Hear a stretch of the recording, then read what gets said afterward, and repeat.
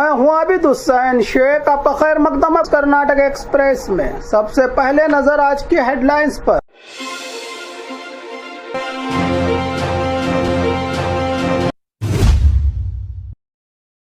बागलकोट में फिर से शिवाजी जयंती मनाने की आवाज। पत्थरबाजी के बाद तनाव, आरोपियों की गिरफ्तारी की मांग। चिकमंगलुरु में हाथियों का आतंक, एक हफ्ते में 2 की मौत, 3 तालुका आज बंद, 50 लाख मुआवजे की मांग। ब्रिम्स हॉस्पिटल में डॉक्टरों की कमी, अल्ट्रासाउंड और एमआरआई के लिए घंटों लाइन, गरीब मरीज परेशान। ट्रैफिक कंट्रोल की बात करने वाली पुलिस ने ही तोड़ा रूल्स, फुटपाथ पर सीज्ड की गई गाड़ियों का ढेर। प्राइवेट स्कूलों पर नजर, चॉकलेट देकर बच्चों से बात, किडनैपिंग का खतरा। हुब्बड़ी के बाद रायचूरू में भी गरीबों की दवाई कचरे में। परप्पन अग्रहार जेल में 5 स्टार जिंदगी का खुलासा, 2 से 4 ट्रैक्टर लोडेड पाबंदी वाला सामान सीज। कोप्पल में अनोखी शादी, नौजवान लड़के ने ब्लाइंड लड़की से रचाई शादी, बोला मैं जिंदगी भर आंख बनूंगा तुम्हारी। खबरें विस्तार से। बागलकोट में फिर से शिवाजी जयंती मनाने की आवाज। पत्थरबाजी के बाद तनाव, आरोपियों की गिरफ्तारी की मांग। कर्नाटक के बागलकोट में धर्म से जुड़ा तनाव, धर्म दंगल थमने का नाम नहीं ले रहा है। शिवाजी जयंती के जुलूस के दौरान हुई पत्थरबाजी और चप्पल फेंकने की घटना के बाद हिंदू सर्व समाज के नेताओं ने 26 फरवरी को फिर एक बार धूमधाम से शिवाजी जयंती दोबारा मनाने का फैसला लिया है। शिवान भाव चरंती मठ कल्याण मंडप में हुई बैठक में यह फैसला लिया गया। साथ ही पत्थरबाजी के आरोपियों की तुरंत गिरफ्तारी की जोरदार मांग उठाई गई, जबकि 8 आरोपियों को पहले ही गिरफ्तार किया गया है। इन संगठनों का कहना है कि मस्जिद जमात कमेटी के मेंबरों को भी गिरफ्तार किया जाए। फिलहाल शहर में 24 तारीख की रात तक धारा 144 लागू है। प्रशासन ने कुछ बाहरी नेताओं पर यानी प्रमोद मुतालिक, यत्नाल जैसे नेताओं पर जिला प्रवेश पर भी रोक लगाई है ताकि हालात काबू में रहे। संगठनों का कहना है कि पहले आरोपियों पर सख्त कार्रवाई हो, फिर हम शिवाजी जयंती शांति से और धूमधाम से मनाएंगे। बागलकोट में माहौल अभी भी संवेदनशील है और सबकी नज़र प्रशासन के अगले कदम पर टिकी हुई है।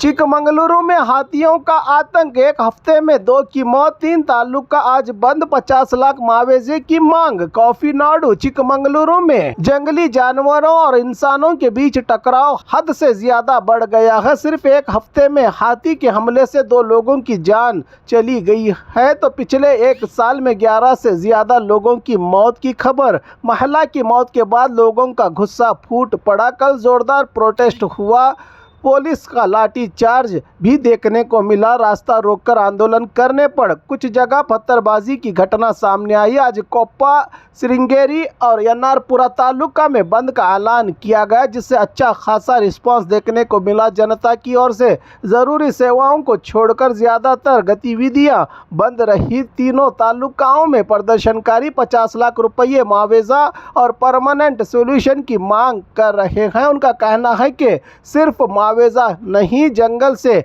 गांव तक फेंसिंग यानी बाड़ लगाने और सुरक्षा के बंदोबस्त किए जाएं। फिलहाल हालात तनावपूर्ण हैं, इन इलाकों में सुरक्षा बढ़ा दी गई है। पुलिस की ओर से सवाल यह है कि क्या इस संघर्ष का कोई परमानेंट हल निकलेगा या इसी तरह ये लोग हादसे देखते रहेंगे। ब्रिम्स हॉस्पिटल में डॉक्टरों की कमी, अल्ट्रासाउंड और एमआरआई के लिए घंटों लाइन, गरीब मरीज परेशान।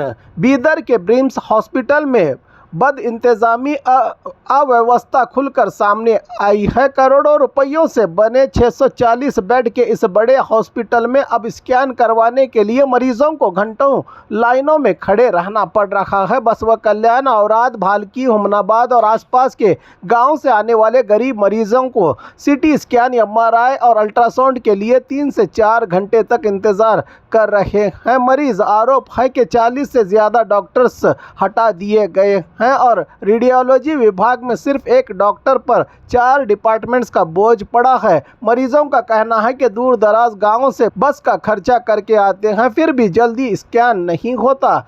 हॉस्पिटल प्रशासन का कहना है कि नई भर्तियों की प्रोसेस चल रही है, लेकिन फ़िलहाल गरीब मरीजों को राहत मिलती नज़र नहीं आ रही है। सवाल यह है कि जो हॉस्पिटल गरीबों के लिए संजीवनी बना था, वही अब उनके लिए मुसीबत क्यों बन रहा है।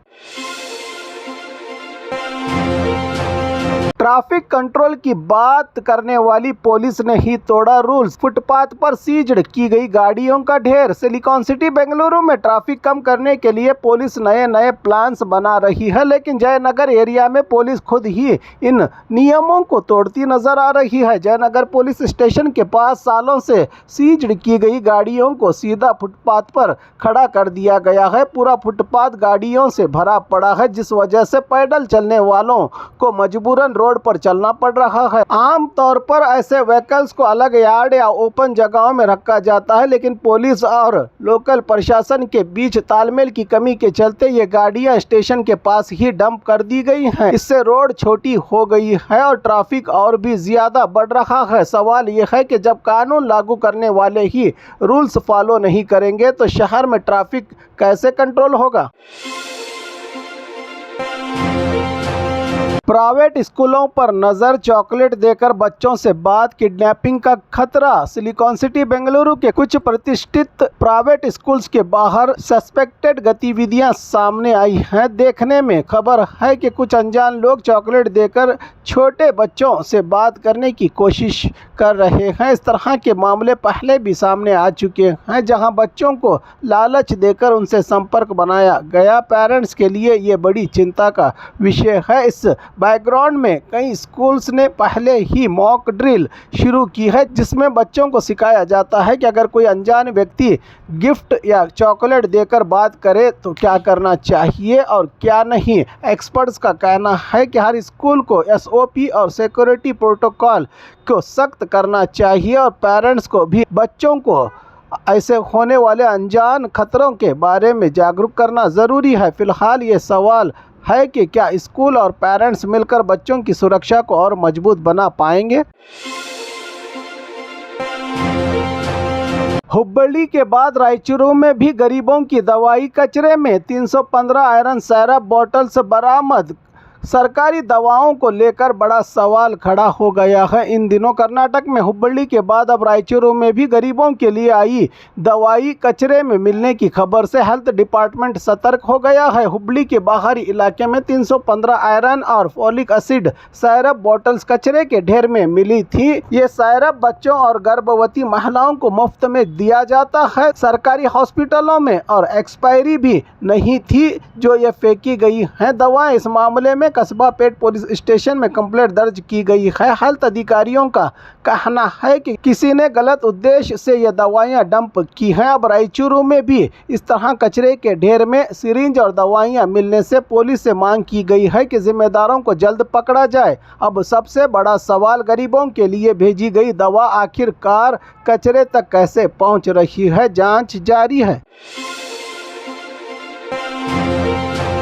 परप्पन अग्रहार जेल में 5 स्टार जिंदगी का खुलासा। 2 से 4 ट्रैक्टर लोडेड पाबंदी वाला सामान सीज। बेंगलुरु के परप्पन अग्रहार सेंट्रल जेल में जेल के अंदर ऐशो आराम की जिंदगी जीने का बड़ा खुलासा हुआ है। रेड के दौरान 2 से 4 ट्रैक्टर लोड तक पाबंदी वाला सामान बाहर निकाला गया है। रेड के दौरान जब्त किए गए सामान में mobile phone, SIM card, charger, earphone, जूते, कपड़े, बर्तन और टीवी जैसे सामान शामिल हैं। जेल को रिजॉर्ट की तरह चलाने की शिकायतें मीडिया में लगातार आ रही थी। नए IPS अधिकारी अंबु कुमार ADGP आलोक कुमार की नियुक्ति के बाद लगातार रेडें हो रही हैं। राज्य की जेलों में अधिकारियों का कहना है कि जेल सुधार और नियम का सख्ती से पालन होगा। सवाल ये है कि अगर जेल ही 5 स्टार बन जाए तो सजा और सुधार का मकसद कैसे पूरा होगा। जांच और कार्रवाई जारी है इस बड़े खुलासे के बाद। कोप्पल में अनोखी शादी, नौजवान लड़के ने ब्लाइंड लड़की से रचाई शादी, बोला मैं जिंदगी भर आंख बनूंगा तुम्हारी। कर्नाटक के कोप्पल के भाग्यनगर में एक मिसाली शादी देखने को मिली, जहां आम तौर पर लोग खूबसूरती देखकर रिश्ता करते हैं, वहां एक लड़के ने ब्लाइंड लड़की, आंखों से न दिखाई देने वाली लड़की का हाथ थामकर दूसरों के लिए एक मिसाल बन गया है। चंद्रिका, जिनकी 10 साल की उम्र में बुखार के बाद आंखों की रोशनी चली गई थी, आज एमए इन म्यूजिक करके सरकारी नौकरी कर रही हैं। उनसे प्रभावित होकर यलबुर्गा के गणेश रजोली ने शादी का फैसला लिया। गणेश का कहना है कि मैं उनकी जिंदगी भर आंख बनकर रहूंगा। दोनों परिवारों की रजामंदी से शादी भाग्यनगर के कोड़े कल्याण मंडप में धूमधाम से हुई। ये अनोखी शादी समाज को एक पैगाम देती है, रिश्ता सिर्फ सूरत से नहीं, सीरत और हिम्मत से बनता है।